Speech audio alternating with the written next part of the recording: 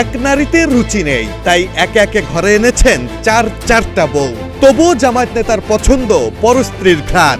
সন্ধ্যা নামতেই অন্যের বউয়ের ঘরে ঢুকতে পাগল হয়ে যান জামায়াত নেতা জহিরুল ইসলাম।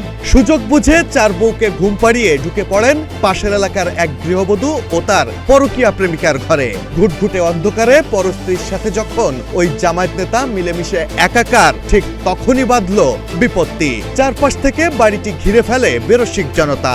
অন্তরঙ্গ অবস্থায় হাতে নাতে ধরে পিছমোড়া করে খুঁটির সাথে বেঁধে পেটানোর পর ওই জামায়াত নেতাকে পুলিশের হাতে তুলে দিল এলাকাবাসী।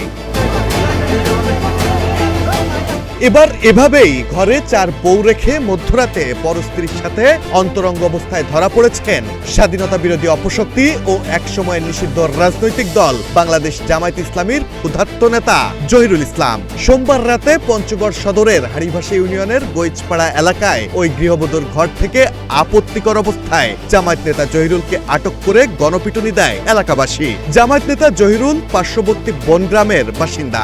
রাত নামলেই মৌমাছির মতো মধু খেতে এক গ্রাম থেকে অন্য গ্রামের পুরুষশূন্য নারীদের ঘরে ঢুকে পড়ত সে।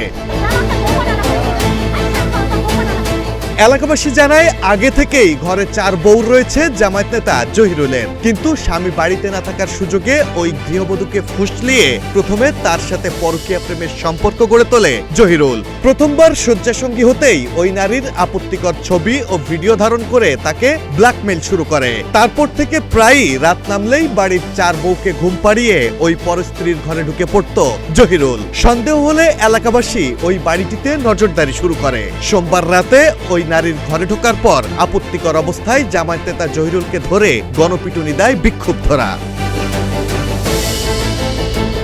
পঞ্চগড় সদর থানার ওসি মোখলেস জানান, নারীসহ জহিরুলকে আপত্তিকর অবস্থায় ধরে পুলিশে খবর দেয় স্থানীয়রা। পরে পুলিশ ঘটনাস্থলে পৌঁছে ওই গৃহবধূ সহ জহিরুলকে উদ্ধার করে থানায় আনে। Desk report, people and politics.